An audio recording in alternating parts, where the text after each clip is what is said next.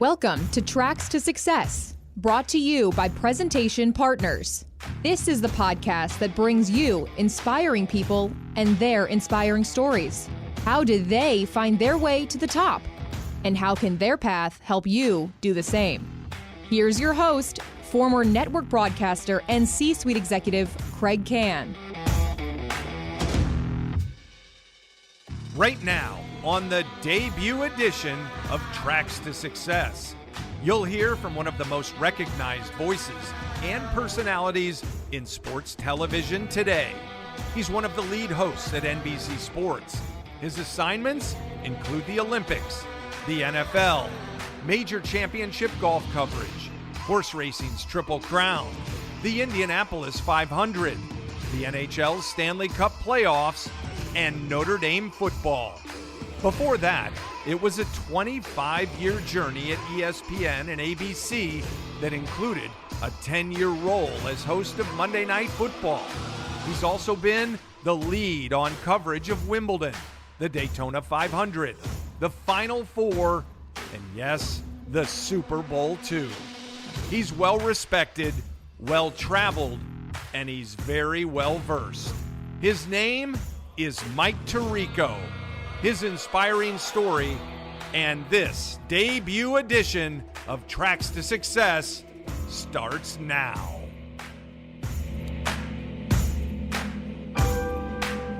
Mike, thanks so much. This is really cool to have you on this thing. It's good to see you again, Kraig. Been a long time in a lot of different places. Good to cross paths in this new spot for you. Yeah, it's going to be fun. I am going to start with an opportunity for you to take us inside your head. Okay? Danger. People say he's one of the best in the business. Now, some people say he is the best in the business. I know that's flattering. Yeah, sure. You love that. I know you do. But what would you say that you're most proud about? In other words, what's gotten you to where you are in your mind? Sure. Well, I'll start with I don't like hearing that. And if people do say that, I'm incredibly humbled, flattered, appreciative, but I don't let that go past my ears. I believe in all of us staying hungry in what we do, and that you're only as good as your next show, your next deal in business, your next shot in golf, your next game as a coach, all of those things. I try not to look for the mantle of the moment that somebody decides to place on you. I would say professionally, if I'm proudest of anything, it would be probably two. Easy to work with. I try to make it for not just our execs and producers, but also the fellow announcers, production crew, make what I do easy on their jobs. And then I'd say the other thing is the versatility, to be able to do anything from football to golf or tennis to hosting broadcast or calling play-by-play. I've always fancied the ability to do any job that the moment calls for as an important part of what I do, and that comes from the people I looked up to, and Jim McKay and Bob Costas and Marv Albert, especially growing up in the Northeast and in the New York area. I just think it's a really important thing for all of us to be versatile. Can you hit all 14 clubs in your bag, to use from our friendship, the golf lingo of it? Yeah. At the same time, we both know this. In this business, you've got to have some degree of ego to succeed. So how do you have that, right? And be hungry, as you say, but be humble as well. Yeah, I try to put the ego thing aside. I think I'm much better as part of a team and an ensemble. I've always believed nobody watches a broadcast because of the announcers. It may help your enjoyment of the game, of the sporting event. It may keep you watching a bad game longer. But if you and I showed up on the Super Bowl next week, next month, next year, people would watch it. They watch the big events for the big events. If they said, hey, Mike and Kraig, it's going to be you and the two of you in the 18th Tower at Augusta National in a couple of years, not Jim Nantz and Nick Faldo, people still watch the Masters. Now, the comfort factor of having those guys for so many years would be one thing, or maybe they'd say they enjoy something that this person brings. but they'd still watch because it's the Masters. So nobody comes to a sporting event because of the announcer. Now, individuals like former coworker of both of ours, Scott Van Pelt, what he does at ESPN, Stephen A. Smith at ESPN, those personalities who do a show that is driven by their personality, their views of the world, those guys are different. I think people do come to watch for them. Tony Kornheiser and Mike Wilbon on Pardon the Interruption, you know? Sure. Like, they talk about the same thing that the guys talk about on the 3 shows before them. You look at on ESPN, you look at the show topics on the side, the topics are basically the same topics. It's just their take on them has become interesting, right? So I think in that world there is, because people come for you, perhaps more room for ego. I think for what we do, there is no room for ego, and I try really not to make it about me. And conversations like this actually make me uncomfortable because I hate talking about me personally. Show up, do a job, do the best you can, make your teammates better, help the viewer at home with access, go back, watch it, and get better the next day. When I was 7, I had a microphone and a tape recorder in my room in Chicago. I knew what I wanted to do. Yep. Is that your story? I had you know? I had to beat by about 5 or 6 years. I had a little spoon in my hand running around pretending I was an announcer. When I was a little kid, this is what I thought I wanted to be. This is really the job that I was born to do.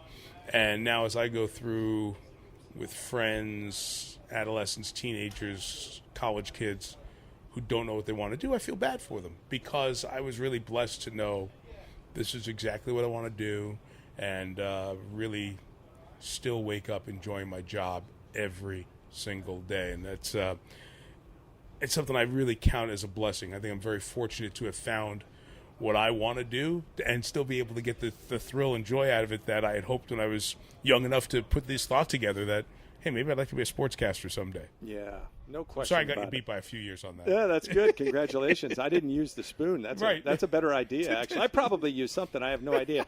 People don't like to talk about themselves. You just said that. I think we all feel that way. But yet, at the same time, we need to know our story, and nobody knows it better than we do. Sure. So take us back to your childhood. And now I know about the spoon, okay? Right. What else do I need to know? Where did you grow up, and what was the family life Grew up like? in Queens, New York, not too far from Shea Stadium, so I grew up a Mets and a Jets fan. Back in that era, when they weren't great teams, but it was great fun to be a part of rooting for them. Grew up in a family that were a bunch of big sports fans. Only child. My mom was a single mom before that was as acceptable as it has become generationally. She did an unbelievable job sacrificing a lot to raise me, and I'm forever indebted to her. She's a hero of mine, hard worker, really a great success story and a great inspiration to me. Not having a dad around as I was growing up, her brothers, my uncles were big influences in my life, would take me to sporting events and to games, and that's how I got started. I tried to play every sport, wasn't very good at any of them, to be fully candid. Didn't see the light to being a high school baseball star when early on in those fall tryouts they wanted me to be the defensive replacement, the pinch runner. Like, okay, you can't hit the curveball at 14. You ain't gonna hit it at 16, 18, or 20. So I immediately turned my attention to journalism, something I always had an interest in. I wrote for the school newspaper and was the editor of the high school yearbook. And my path was I wanted to be in TV, radio, or newspaper. And the big name in sportscasting in New York at that time in the 70s and early 80s was Marv Albert. Marv was the voice of the Knicks and the Rangers on radio. He did the 6 and 11 o'clock news on the NBC affiliate, WNBC, in New York TV, and would do NBC stuff on the weekend, whether it was boxing at Rahway State Prison in New Jersey or the NFL with Paul McGuire on weekends, host the baseball pregame show on NBC. Marv would do all that stuff. And I said, okay, fine, that's pretty cool. Marv wrote a book, Marv Albert on Sportscasting. Great book. And in that book, I think he went to Syracuse. In that book, he points out that Marty Glickman was his idol, a great New York sports star. I'll give you a sidebar on Marty in a minute.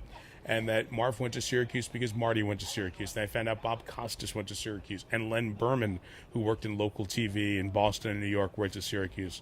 And I found that they had a really great journalism program for many years. That's where I wanted to go. with limited financial means and a lot of student loans and a lot of support from family and friends, I was able to get there, and it's been the greatest chapter of my life. Went to school there, met my wife there, married, and still a proud Syracuse alum 3 decades later. All right, so I got to go back to the school thing. Yeah, sure. You weren't that great at any of the sports, all right? So did you have a Letterman jacket? I mean, no, nothing? Nothing. Not great at sports at all. So, so it's a time where there's, we're in a New York City public high school. So, we have like the black top where you play softball. You don't even have a baseball diamond or a softball field at our school.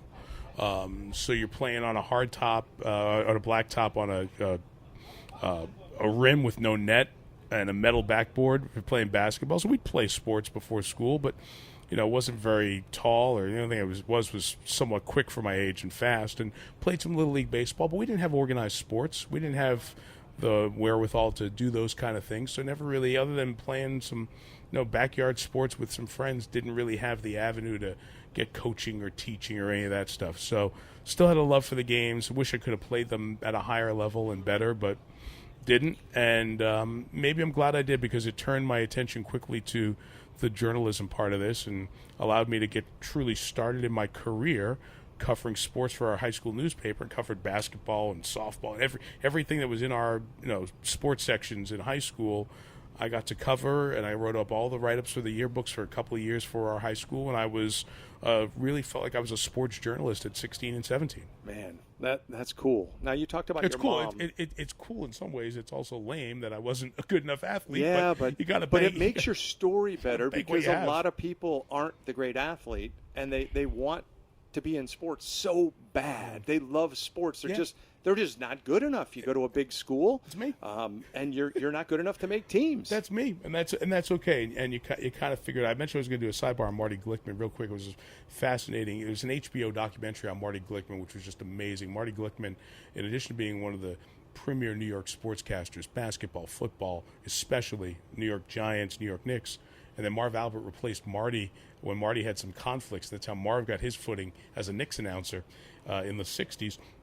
Marty was a terrific athlete at Syracuse, was a track athlete, and it was very much part of his story, his heritage. He was a Jewish man and competed in the Berlin Olympics on the same team with Jesse Owens. And HBO did a documentary on Marty, and it's a fabulous documentary if you could ever find it on YouTube or online somewhere. And Marty was an inspiration to many of us who got to meet him, and of all of us who have come through Syracuse as sportscasters, modern generation, including Sean McDonough, Dave Pash, Ian Eagle. It's now Ian's son, Noah Eagle. There's just a whole mess of us who've come through there. Really, the patriarch of that, if you will, is Marty Glickman. Wow. Yeah, and a great individual U.S. story of perseverance going back to the 1930s. Be it career or in personal life, people shape us. They mold us. They help create us. You talked about your mom. Mm-hmm. Yet your family tree, in looking back, is a bit unsettled. Yes. And it almost makes it as though you had some serious uncertainties growing up and had to focus. How tough was that for you, and not knowing what really the family was all about? Yeah, didn't grow up in a family where you've got your dad and your mom, your dad's side of the family, your mom's side of the family, a mixed race background, and my mom's white, so I grew up in their whole family and my whole family, and never knew the other side of my family. And I think in a simpler time, it wasn't as big a deal. I think in the more open, recognizable, generational family tree time, there's a little more import put on it. I never had to deal with any issues that were hurdles for me directly regarding that. I had a loving family who supported me, took care of me, gave me the best chance to succeed as an only child, put me in positions where I could mature and grow and take on responsibilities. And for that, I'm thankful. And I didn't spend a lot of time going back to try to dig up anything of the past. Nah, not really, and will at some point, and have a little. Because you have kids. Have a little bit, yeah. I have kids, and that's stuff that I definitely look at, talk about with them. Mm-hmm. But I've always been of the opinion, we don't have to share everything publicly. If there are things that you don't want to get into or discuss publicly, there's no reason you have to, whether it's for your own personal background or for your family. You don't have to be an open book all the time. And I think we're in a generation where a lot of people feel like they have to do that. And that's okay if they're comfortable with it, and I have respect for that. I think you should have equal respect for people who don't feel as necessarily willing to share everything and tell everyone's story, because then they'll take it and shape it the way they see fit. And sometimes not having full knowledge shared with everyone, it's okay. It's allowable. It's our lives, and that's the way that I've chosen to go about it. But for my family, my family knows what they need to know, and that's good enough for me. Syracuse. You talked about the great history of people that had come before you, and I'm assuming that's why you went there. I went to Missouri. Right. I know the competitive nature of journalism schools in the country. How competitive? Share with people what that race is really like at a school like Syracuse. Well, the good news for me was I knew exactly what I wanted to do and figured I'd go to Syracuse. The problem was there were about 10 other people who did the same exact thing, right? Yes. The great news, the great news is all of them are still friends. As a matter of fact, as we have this conversation, I'm a week or so removed from my college roommate, who was one of those people who this is what they always wanted to do. He always wanted to do. He has worked for a long time in local radio down in Texas, and he got married for the first time a couple of weeks ago. And we had about 4 or 5 of us together, and one of the gentlemen who's a part of the group is a longtime executive with the Seattle Mariners. One of them is Todd Callis, the TV voice of the Houston Astros. Yeah. Todd was a college roommate of mine. Oh, wow. My other college roommate, Paul Peck, is the radio voice of the University of Buffalo Bulls, and he's been in the Buffalo market for about 30 years doing media and TV. Sean McDonough was right before me, and we know Sean's great career. Tony Caridi graduated the year that I was a freshman. He's the voice of the West Virginia Mountaineers for 25 years. Dan Horde is the first guy who taught me how to put audio on something called a cart, which is a technical term for people of a certain age in our business, right? Yeah. Dan's the radio voice for the Cincinnati Bearcats, football and basketball, and the Cincinnati Bengals. Jim Jackson, TV voice for the Philadelphia Flyers, was right in our group, our 4-year group. Bill Roth, who was a quarter-century voice of the Virginia Tech Hokies and still does national stuff for ESPN. And I'm missing like 4 or 5 other guys. A guy whose name is now Michael Cole, WWE TV announcer, was with us. Doug Sherman is a TV announcer in Syracuse, for ESPN doing college hoops, was in our class at Syracuse. There are like 20 people who I was in school with who have spent a quarter of a century in the business. I didn't even mention Ian Eagle, who interned for me. He was 2 years younger than me, interned for me, and Ian's obviously one of the great network announcers of our generation. All of us were in school at the same time. So you know the deal, and you probably live the, hey, did you send your tape to Yuma, Arizona? Yeah. Oh, me too. Yeah. Hey, did you send the tape to Montgomery, Alabama? Yeah, they have an opening. Yeah. Me too. Hey, what about Tucson? Yeah, I sent mine there too. Yeah. And it goes on, and you're competing against all these other people, and it really doesn't matter what line of work you're in, Mike. Somehow you got to find a way to stand out. So how did you stand out? Well, it's a great question, Kraig, and I'm going to give you the answer to that in a minute. I always find it unique to this business and others, but I always try to tell students when we have conversations, or I speak at Syracuse or at any other school, or speak to a student, that there's no path to your job. I'll ask 10 of us sportscasters how we got our first opportunity, and you'll get 10 different stories. You ask a doctor went to college, doctor went to med school, doctors did their residency. You go through a path. Lawyers, a distinct path there. Sure. There are many industries there's not a distinct path. This is one of them. Most of the people you hear broadcasting games have varying degrees: communications, journalism, TV, radio. Chris Berman was a history major at Brown and went on to have one of the great careers of all time in our business. There's not one direct path, so it's an opportunity-making mode, I think, for this. For me, I happened to be interning at a local TV station while I was doing college radio in Syracuse. It was my junior year, and they went through 2 weekend sportscasters in about 6 weeks. And I think the edict was hire somebody young and cheap, and I was both. I would have done the job for nothing. Correct. I did it for nothing plus a few bucks. But I got a 6-week tryout on the air, and I passed that tryout. The worst weekend of my sports fandom which was when, as a student, Syracuse lost to Indiana in the 1987 Final Four, was the greatest weekend of my career, because when we took a plane we drove from Syracuse to Newark, New Jersey, flew from Newark to Houston, took a train from Houston to New Orleans, because we were students trying to get to our school at the Final Four. And I got to the train station in Houston and went to a payphone and called Kathy Creaney, the general manager of WTVH-TV in Syracuse, and she said, you got the tryout. We'll have you for the next 4 to 6 weeks, and if you do well, we'll hire you. And so I found out that weekend I was going to get hired. Then I saw Syracuse lose the national championship 2 nights later. Went back that same zigzag path, and 4 days later got my first time on the air on TV in April of 1987, and have been on TV ever since. So I never had that, I'm sending out tapes. So my point of all that is, I'm sorry for the long-winded story, but the point is, there is no path. You have to be present and in places to succeed. And when the mic opens or the door opens, you are ready to talk into it or walk through it, and can do it with confidence and with some humility that hopefully people around you will see, hey, decent at this. Like to give him a shot at doing more of it. Take what's given to you, give people back something better than they expected when they gave you the opportunity. Hope so. We don't do the broadcast for us. We do the broadcast for the viewers. If I'm working for the viewer, the listener, then I'm doing what I should be doing. This is not for me to have my face on camera for X number of minutes or seconds. It's such a transparent plastic life. I think what's real is, we're on for 3 hours.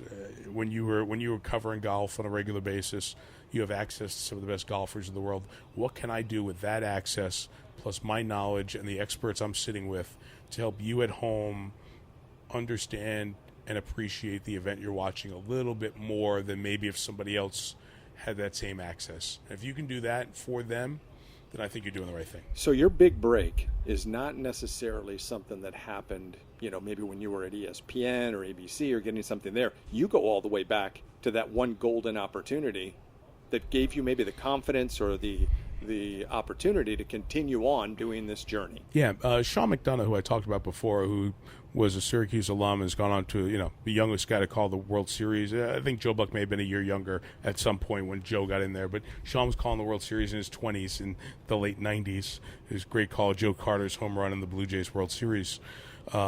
Sean's dad, Will McDonough, some folks might not know, but was a terrific journalist at the Boston Globe and kind of defined the insider/expert role that people have on TV broadcasts and sports, writers, etc. Sean said something great.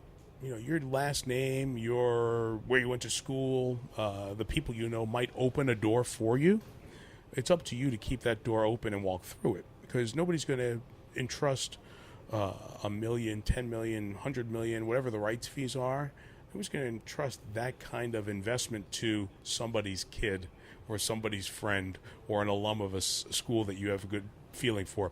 They're going to trust that somebody who can do the job. So my opportunities and breaks came as I was interning. And as an intern, I got a chance to show the people in that department that I was a conscientious hard worker, loyal and dedicated to when I was asked to come in on days that I wasn't asked to come in. And then when an opportunity came up, they knew that I was doing local radio at the college station. And the news anchor, legendary news anchor in that market, a gentleman by the name of Ron Curtis, who's no longer with us, told our GM, said, I've listened to Mike do games. He's really good. I think he's got a chance to be really good at this going forward. And that helped them give me the opportunity to try on air. And that was my, quote, big break. But then you put yourself in positions for all the next ones. And you don't know timing. If I don't get the golf opportunity at ABC in 1997, I don't know if I break from being a studio, cable, Sports Center news anchor to being a network play-by-play guy, because then that opened up other doors. There was a whole series of circumstances that gave me my first shot in golf, and I think that changed everything for me. Mike Tirico is my guest on this edition of Tracks to Success. Tracks to Success is brought to you by Presentation Partners, visual storytellers passionate about connecting presenters with their audience.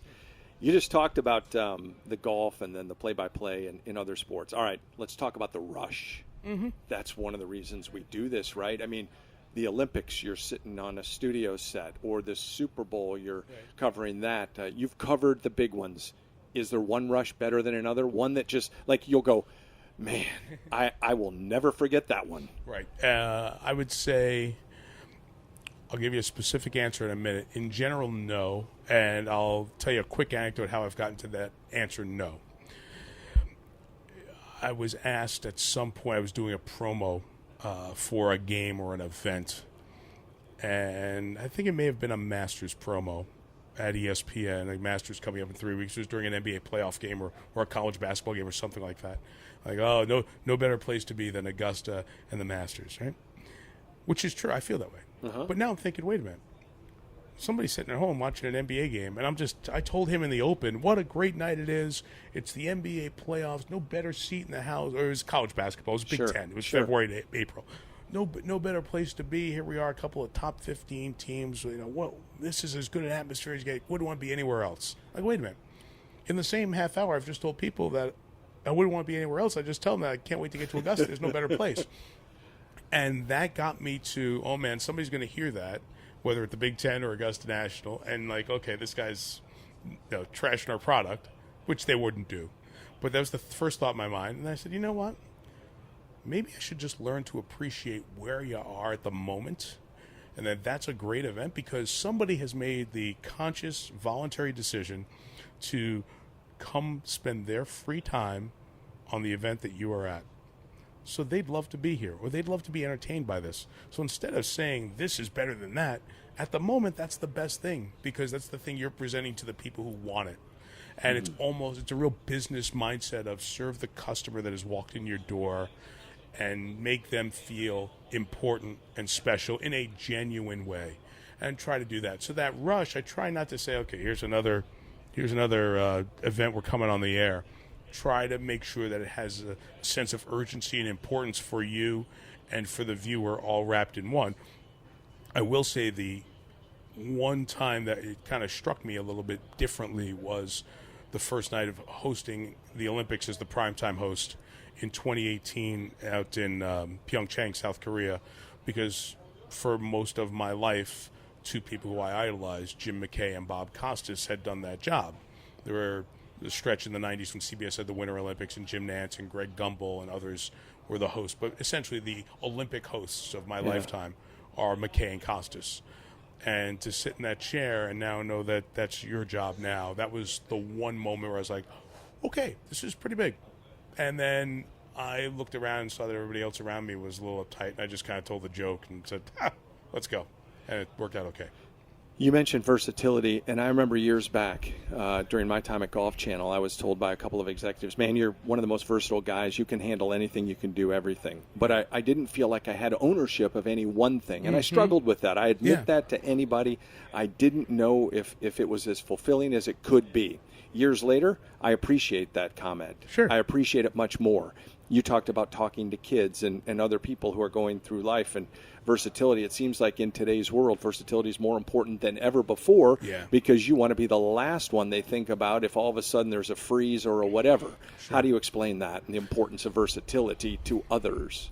Yeah, I think we try to master our craft, but then, Kraig, you need to figure out, okay, how can I become valuable? I think, Mika Brzezinski, who is on Morning Joe on MSNBC, has really done a great job to help women in the equitable pay world. And her book and her speaking series is Know Your Value. Well, I think you have to create a value. And you create your value to your employer, to your company, to your industry by versatility. Don't get stuck in this is all I do. Don't get stuck in, man, I'm really good at this and I don't want to try anything else. I've tried to push the envelope, get out from my comfort areas every once in a while, within reason, to do things that, sure, I know I'll be successful in, but I can try. I broadcast 3 hockey games in 2019 and 2 in 2020. I'm not particularly proficient at it. It was kind of done as a little bit of a challenge, and I said, yeah, I'll take it on. We call that a stretch assignment. A big-time stretch, major stretch, but it was good because I I got uptight. I over-prepared. I studied. And I came with some skills now that I can apply to the things I do on a regular basis. So I'm a big proponent of people who, no matter what their job is, strive for versatility. And what the versatility does for me, it helps me understand what the other people are doing when they do their job. So when I'm at the Olympics and Terry Gannon, my NBC colleague, or Dan Hicks are doing another event, I know what they're going through. I know the preparation they've gone through. So I can enhance what they do when it comes to me in the studio, or I can ask them a question, or I can communicate with them, say, hey guys, in the open of our broadcast, I'll mention this. Does that work so you can get right to this? And the fact that I've sat in their seat, I know I can work with them better, and hopefully it makes you valuable to the whole company. And they're a little quicker, like you were alluding to, a little quicker to think about kicking you out when they need more space. It's interesting because I think sometimes our greatest achievements come from outside of our comfort zone. Mm-hmm. Times when people say, you can't do that, you're not going to succeed at that, or you have self-doubt, or you over-prepare. By the way, I watched you on that hockey game. And I think that's an important lesson for everybody, is to get comfortable with the idea of being uncomfortable. Yes. Take you out of your familiar is a phrase that I've stolen from from a friend, and I love it, because it does challenge you to not get stale. And, Fred Gaudelli is the producer for NBC Sunday Night Football, and he's won umpteen Emmys. He's one of truly the best producers of our time in the history of sports television. And Fred, there's a tree of Freds. He's worked with so many different people over the years, many of whom I've had the chance to work with. And Fred has always been a big proponent of go back and watch your work, see how it came through the TV. And that stuck with me 20-some-odd years ago, 25 years ago, when we first crossed paths, and even more than that. And to this day, most of the time that I'm on the air, I will go back and watch it, not for the vanity of seeing yourself on TV, but you then put yourself in the viewer's perspective of the work you did. The only way you can get better is to self-assess. I think we are our own harshest critic at times, and if you can be your own harshest critic, then you know what criticism, in this day and age of social media and a lot of criticism, you know what criticism you should take to heart, you know which you can be dismissive about, and I think it just makes a better product when you go back and review your work. And I'm still a big believer in doing that. I was uncomfortable going back to watch the hockey game because I haven't done my Malcolm Gladwell 10,000 hours. So I don't have that muscle memory to rely on. And did you think you were any good? I could be better, and that's good. That woke me up. The next day. What upset you? What ticked you off? You just be sharper, and there are things you learn that you say, hey, I see this forward here. I see the guy on this line. I see these guys. I can be quicker on some of these things. You're allowed to do that. That's good. So next time I do it, hopefully I'll be better. I took notes. I kept the notes, and if I do any hockey games next year, I'll have my first place to go to is say, okay, this is how I did this last year, and I can be better by doing that. Is that the sport or event that you're most proud of that you've called in your career? I mean, you've called them all. Yeah. You've been through almost every sport. Is there anything that... I'm proudest that I did that at this point in my career, that I'd done 30 years of TV and took on something new, and it wasn't awful. And there's a lot of room to get better. There's a lot of room for all of us to get better every day. I think what wakes all of us up who do this is the perfect show. Some night you're going to do the perfect show. Now, here's the reality. You never do, because you have 20 options per minute if you're calling a game. But you always think you can do it better. But when you are satisfied with how something comes across, it makes you feel good that the process is right. And, this is called tracks to success. I think tracks to success are preparation and process and passion. Do you love what you do? Yeah. Do you prepare whatever it is to do it really well? Hopefully. And then do you have a process that you can follow that will continue to provide successful ways to repeat being the best teammate possible, or leading a team, as we have to do sometimes? Do you give students a couple of lessons on cracking the code? that career is tough, that this job, whatever you want to go into, and I know you probably don't just talk to sportscasters or broadcasters, of how tough it really is. Because you make it look easy, many do, okay? Right. Very few are remembered for being the greatest of their craft, but for many, it is a struggle. Yeah. Kraig, it's really easy to be critical of anything from the outside, right? You can drive by somebody's lawn and go, that doesn't look very good, does it? You can go by a golf course and go, their greens aren't any good. But you don't know the circumstance of the superintendent of the golf course where the greens don't look as pristine as Augusta National, doesn't have the staff or the resources, or he's had to put out another fire on the golf course and the greens gave him a tough time with the melt in the winter in a northern climate. And there's a story behind why everything isn't perfect, right? So I think when you're in a public light, you get criticized for your work, fair or not, it helps you understand that your criticism, when you have it, needs to be accurate, fair, and measured, and not personal. And what I try to tell students who are involved, who ask about getting a job in this business, is become your own harshest critic, like I said before. Rip apart your own work and understand how you can get better. Once you are motivated to say, I can get better in this part of my job, then I think you're going to be able to take the criticism from people you respect and get better. So for me, that's one of the big lessons I try to pass along, and I try to pass along that passion message. Go find something you love, because this job is never going to be 9 to 5. It's going to take you from your family on weekends and holidays. It's not going to be something where you're going to be home for every event that your family has. If you succeed at it, you're going to miss out on some weddings and these other things. So you better love this to want to stay and last in it.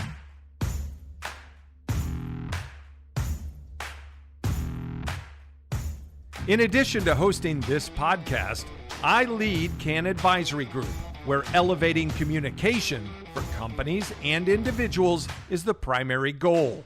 Consulting, team workshops, group and individual webinars, and my keynotes for your company meeting or conference.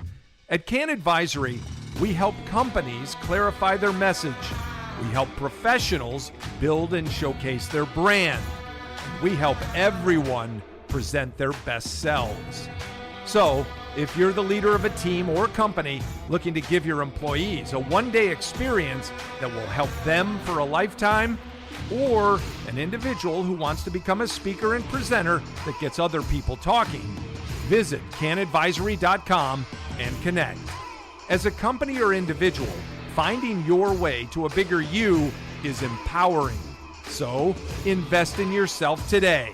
Visit candadvisory.com and mention the Tracks to Success podcast to receive my special discount on any of the Kann Advisory services. That's candadvisory.com.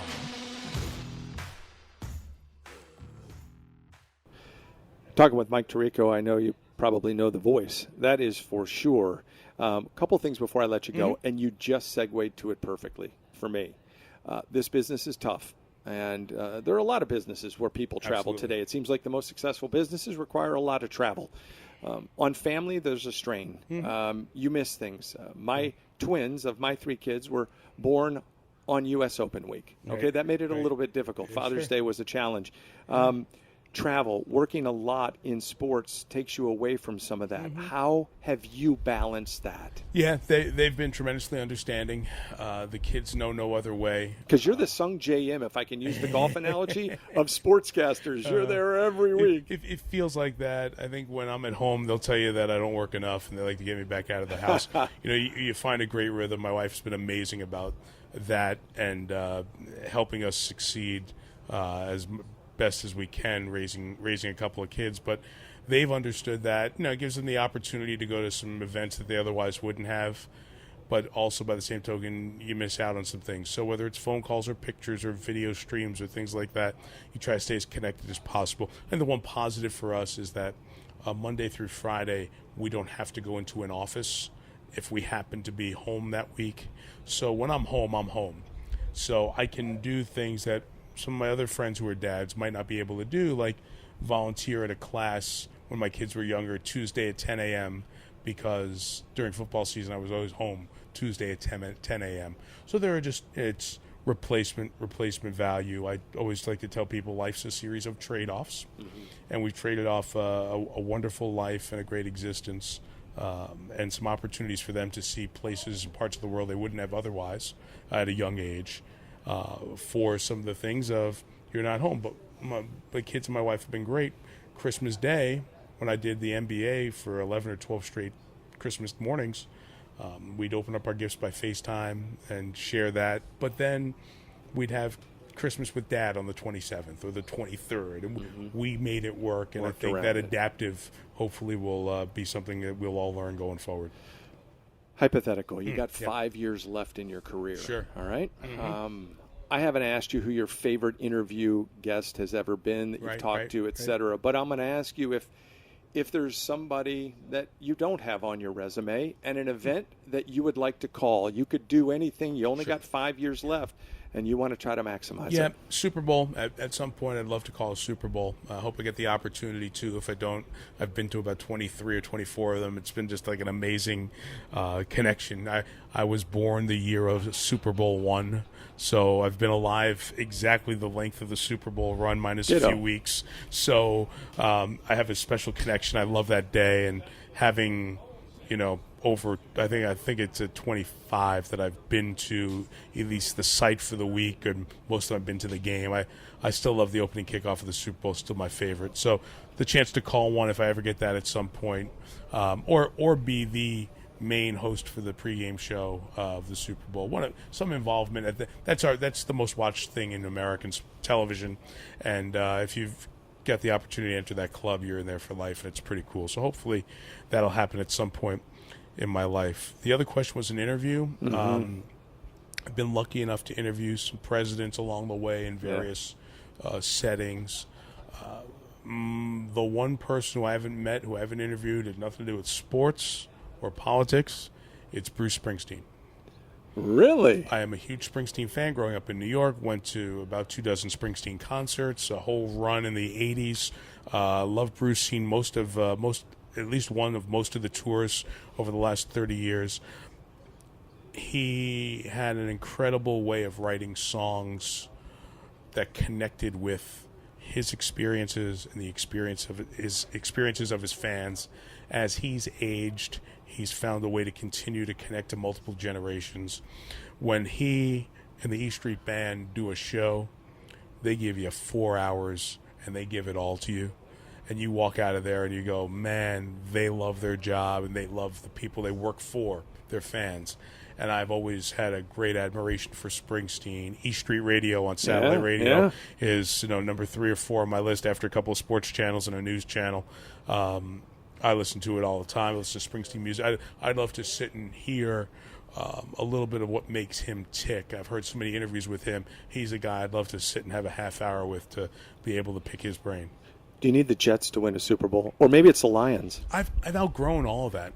I'm team agnostic at this point. I feel like covering sports at the national level, I don't have that same passion for a local team. Now, I love to see the Detroit teams do well because my kids root for them. Yeah. My friends, my neighbors, you get to know people. Sports makes for odd bedfellows. That you get to. Patrick Ewing is now coaching Georgetown. It's really hard for a Syracuse guy to want Georgetown to do well. But when we were in the NBA and Patrick was an assistant, it couldn't have been nicer. And that was great. I always wanted to see him get an NBA opportunity. I'm hoping he does. I hope he does well enough at Georgetown to leave, go to the NBA, and then they could be bad after that. That's just our rival. But your experience in the industry neuters a lot of your fan endorphins that just sit there. Now, having said that, I don't cover baseball. I love to see the Tigers play well. I love going to we still have season tickets. I love going to a game as a fan and parking and paying and going because it keeps me in touch with our consumer. So I know what it's like to be a fan at a game. I love doing that still. And don't ask for special parking. I pay for our season tickets. My wife and I, we do as a family, and we go when we can. If there's one team that I will unabashedly and without explanation continue to root for, it's Syracuse. It's my alma mater. Yeah. I still get nervous when I watch their games. I still have to put my phone down when I want to tweet ACC basketball officials are terrible. When's the last time an ACC basketball official called a 3-second violation? They shouldn't be in the ACC, Mike. We play a 2-3 zone. It is because I'm an alum. That's right. We play a 2-3 zone, and the ACC basketball officials refuse to call 3-second violations. And those things bother me, and I love that because it reminds me of how passionately people watch what we do. And sports has got a ridiculous loyalty that other things don't. And I love remaining a fan for that. Mike, there's a saying that your brand is not what happens when you're in the room. It's what happens when you leave the room. Yeah. Do you think your brand is something that gets talked about a lot? What is your brand to you? Right. What do you want your brand to be that others would say? With all respect to marketers, execs in the commerce world, and to the Gen Xers and ahead, I don't think you're a brand. You're just who you are. And I understand the term, so I'm going to answer the question. But I just I hear terms like that, and I'm like, no, stop. It's not your brand. It's who you are. I hope when I leave a room, people say that I was engaged in my time around them, that I do my job in an admirable way, and that working with me or being around me or being around makes their day/life a little bit better. I hope when they get a text from me, hey, happy birthday, hey, how you doing, hey, I enjoyed watching your show, I hope they know it comes from the heart and not from a place of jealousy in any way. I want to see everybody in our business succeed. I'm more on the good news part of the world than the negative news part of the world, and I just hope that I can contribute to that successfully. And I don't care if you think that Joe Buck's better than me or Al Michaels or Jim Nance, because Ian Eagle, Sean McDonough, they're all friends. I want to see them do well. To be included as part of that fraternity means more to me than anything else. You realize you're blessed, right? Oh my God, are you kidding me? Absolutely. Healthy kids, incredible family, support beyond belief, tremendous set of friends, even better set of acquaintances, people you don't share your personal stuff with, but that's your friends. But incredible set of acquaintances who you go to a golf tournament, you go to a tennis grand slam, you go to the Final Four, and you see people who you've shared good times with. And to do what I absolutely still love to do, what I wanted to do 50 plus years ago as a little kid, darn right, I know I'm blessed, and I'm hopeful that I can pay it forward and back. Pay it back to the people who helped make me successful, and pay it forward to the people who would like some insight in how to do this, one person's version of how to do this, because none of us are smart enough to come up with the answer, but our experiences through the prism of your life, your personality, may form the way you do things. You've been a friend to me. I truly appreciate it. Nice, it's been Kraig. Great sitting down, and I hope you keep that spoon. I hope you still have that spoon, buddy. I wish I did. I can just find some old antique spoon and sell it and say, here's the original. That's so great. Congratulations on this, Kraig. It's great to visit with you, and all the best. Thanks.